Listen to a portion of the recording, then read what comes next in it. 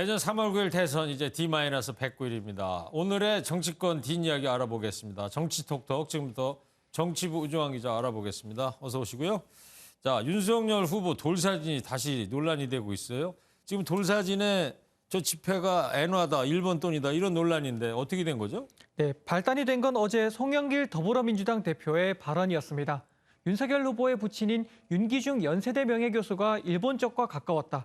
그래서 아들인 윤 후보의 돌잔치 때도 일본 돈인 엔화 지폐를 꽂아놨다고 한 건데요. 네. 발언부터 들어보시겠습니다. 그 돌잔치의 엔화가 우리나라 돈 대신 돌상에 놓여 있을 정도로 일본과 가까운 유복한 연대 교수의 아들로 태어난 윤석열 씨는 송 대표가 본 건 윤 후보가 SNS에 올렸던 돌 사진인데 여기 보시면 지폐가 여러 장 꽂힌 걸 볼 수 있습니다. 네, 지금 네모친데죠? 네, 맞습니다. 이걸 엔화라고 말한 겁니다. 네.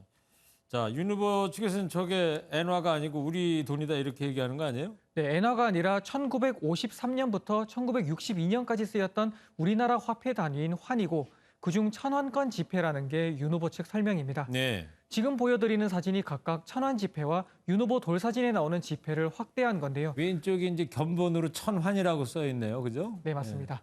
지금 보시면은 비교해보면 같은 지폐라는 것을 확인해 보실 수 있습니다. 예. 윤 후보 측 이양수 수석 대변인은 근거 없이 친일 의혹을 제기하고 가정 형편으로 갈라치기했다며 무책임한 허위 발언에 대해 사과하라고 비판했습니다. 결국 송영길 대표는 발언 실수를 인정하고 유감을 표했습니다. 네. 자, 이 천환이라는 게 이제 생소하죠.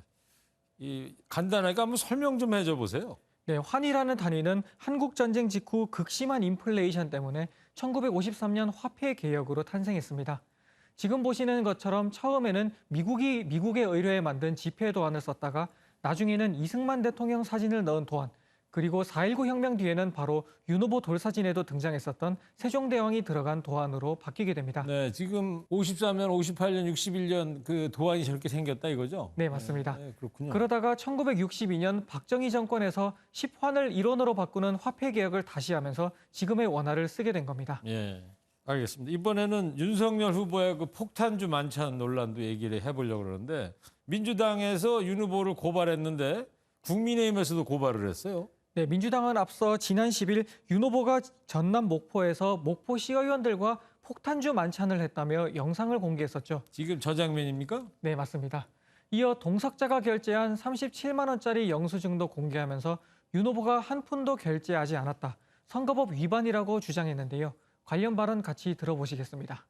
30만 원이 훌쩍 넘은 만찬 비용은 전액 이광래 전 시의원이 결제를 했고 윤석열 후보는 1원 한 푼 내지 않았다고 합니다. 실제로 민주당은 어제 윤 후보를 선거법 위반 혐의로 고발했고요. 이에 윤 후보 측이 허위사실 유포라며 맞고발하겠다고 나섰습니다.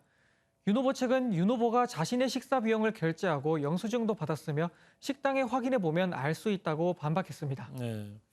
자, 민주당에서는 동석자가 냈다는 영수증을 제시를 했는데 윤 후보 측에 반박 증거가 있다는 겁니까, 그러면? 네, 다시 말해 윤 후보 측은 윤 후보가 자신이 먹은 것만 별도로 결제했다고 해명하고 있는 건데요. 만찬 자리가 끝나기 전 수행비서에게 미리 본인 몫만 결제하도록 했고 그 액수로 7만 7천 원이 나온 영수증을 따로 갖고 있다는 겁니다. 윤 후보가 어떤 식사 일정이든 식사 자리가 있을 때마다 문제가 되지 않게 이런 식으로 결제를 해왔다는 게 관계자의 설명입니다. 그러면 윤 후보가 냈다는 7만 7천 원짜리 영수증 공개가 됐어요? 그래서 제가 윤 후보 측에 반박 증거로 제시해 줄 수 있는지 물어봤는데요. 네. 윤 후보 측은 추후 허위사실 유포 혐의로 고발을 하게 될 경우 증거로 제출해야 할 수 있기 때문에 지금 공개하기는 어렵다고 밝혔습니다. 네. 자, 마지막으로 이재명 후보가 오늘 새벽에 갑자기 대장동 의혹과 관련해 페이북에다 이제 사과문을 올렸습니다. 네, 이재명 후보는 SNS에 민주당을 향한 기득권, 내로남불, 그냥 밉다 이런 지적들이 나온다는 걸 언급했습니다. 그러면서 부동산, 소상공인 보상, 국민의 요구에 기민하게 반응하지 못했다, 죄송하다, 깊이 사과드린다고 말했습니다. 네. 민주당의 문제점으로 지적된 이미지와 정책 능력, 고집 등 모두를 인정하고 사과한 건데요. 대장동 의혹 등의 자신감을 보였던 지난 모습과 비교하면 한 달 만에 달라진 겁니다. 같이 들어보시겠습니다. 대장동 설계자는 제가 맞습니다. 제 설계의 내용은 공공환수액 내용, 방법, 절차, 보장책 이런 거를 제가 설계했다는 겁니다. 저의 주장 때문에 그 선별적인 또는 제외된 업종에 대한 또는 추가의 지원이 지연되지 않도록 제 주장을 접고. 네, 그야말로 한 달 전에 경기도 국정감사 때 앞에 발언과 언제예요? 그저께 있었던 그 발언이 좀 차이가 좀 느껴집니다. 네, 맞습니다. 최근 지지율이 정체 국면으로 가면서 윤석열 후보와 차이가 벌어지고 있는 분위기 때문으로 볼 수 있는데요.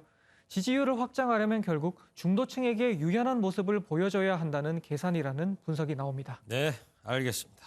정치 톡톡 잘 들었습니다. 우주환 기자였습니다.